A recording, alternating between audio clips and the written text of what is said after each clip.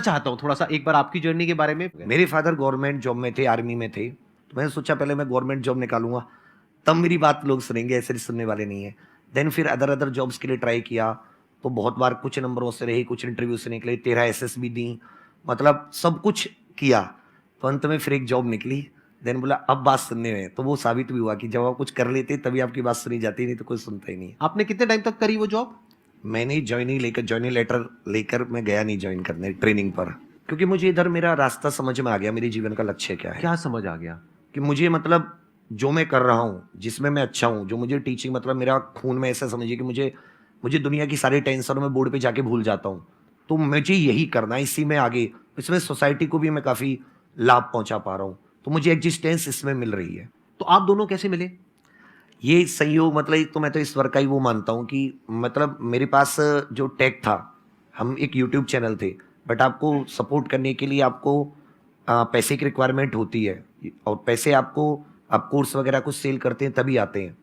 तो फिर मुझे एक टेक की ज़रूरत थी, एक अच्छी एप्लीकेशन की ज़रूरत थी, तो अचानक से एक दिन प्रधान जी आ जाते हैं।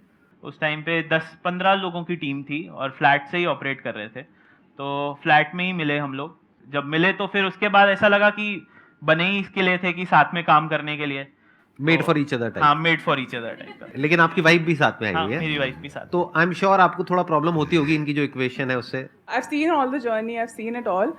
तो अभी प्रेजेंट सिचुएशन ये है कि वरदान सोता नहीं है जब तक वो विवेक सर से बात नहीं कर लेता। अच्छा, मतलब ये अपडेट रात को जब तक इनकी 1 घंटे की कॉल नहीं होती, like my time is gone, पर 1 घंटे जब तक वरदान सारे दिन का अपडेट, एंड वो सिर्फ काम से रिलेटेड नहीं है। आई मीन देयर, जैसे बेस्ट फ्रेंड्स होते हैं ना, वैसे इन लोग की इक्वेशन है, and they built it themselves.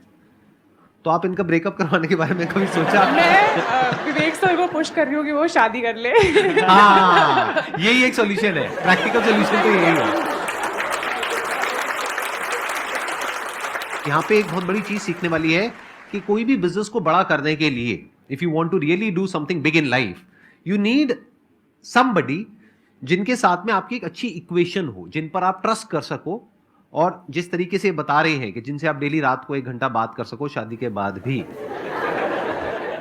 बहुत बारी ऐसा होता है कि काफ़ी सारे लोग हो गए हैं साथ में काम करने के लिए, तो ऐसा नहीं होना चाहिए कि कभी कुछ उधर से कुछ और चीज़ हो रही है और हम लोग कुछ और मैं कुछ और बोल रहा हूँ। और आई एम श्योर तो टीम में भी ऐसा बहुत होता है, लोग बहुत आपस में ज्यादा, लड़वाने की बहुत कोशिश ज्यादा। करते मैं हैं। इसमें अपना एक पॉइंट रखना चाहूंगा कि पहले जैसे हमारी फैमिली में किसी ने कभी कोई बिजनेस किया ही नहीं, कभी कुछ छोटे मोटे किए तो उनमें आपस में भाइयों में ही झगड़े हो गए, मतलब कोई अगर फैमिली में कोई ऐसे है कि बिजनेस किया तो आपस में झगड़ा हो गया उनका, तो पार्टनरशिप को ऐसा बना रखा था यार कुछ भी करो पार्टनरशिप में कोई काम स्टार्ट मत करो, बट मेरी भी वही थिंकिंग थी, कुछ भी करो पार्टनरशिप में मत स्टार्ट करो। लेकिन जब वरदान जी आए, 4 साल हम लोगों को हो गए साथ, और बहुत अच्छे से हम लोगों ने बहुत उतार, बहुत ज़्यादा चढ़ाव, बहुत नीचे उतार भी देखे, बहुत रोलर कोस्टर जैसे राइड रही, बट हमारे बीच में आज तक टचवुड एक भी बार तेज आवाज में बात तक नहीं हुई, कोई मतलब जीरो झगड़ा। मैं तो एक ही चीज़ इसमें मेरे को सबसे मेजर लगती है, वो पेशेंस है। कि कई बारी हम लोग अपनी थिंकिंग में इतने ज़्यादा इन्वॉल्व हो जाते हैं कि हम ये सोचते हैं कि जो हम सोच रहे हैं वही सही है। अभी हम लोग दिन में बेशक 1.5-2 घंटा बात होती है, उसका मेजर एक रीज़न ये भी होता है कि मैं बिल्कुल अलग चीज़ सोच रहा हूँ, सर बिल्कुल अलग चीज़ सोच रहे हैं, और ऐसा नहीं है कि ऐसा होना कोई गलत चीज़ है।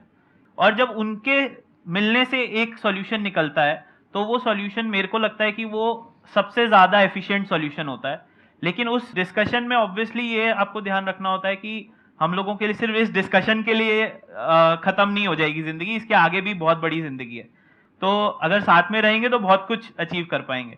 तो हम लोग हमेशा बोलते हैं कि 1 और 1 11 अगर हो सकता है तब तो 1+1 करने का फ़ायदा है। अगर 1+1 2 भी हो रहा है तो फिर कोई उसका इतना फ़ायदा नहीं होता। इसमें मेरा एक छोटा सा वो है कि एक तो कम्युनिकेशन गैप मत रखिए।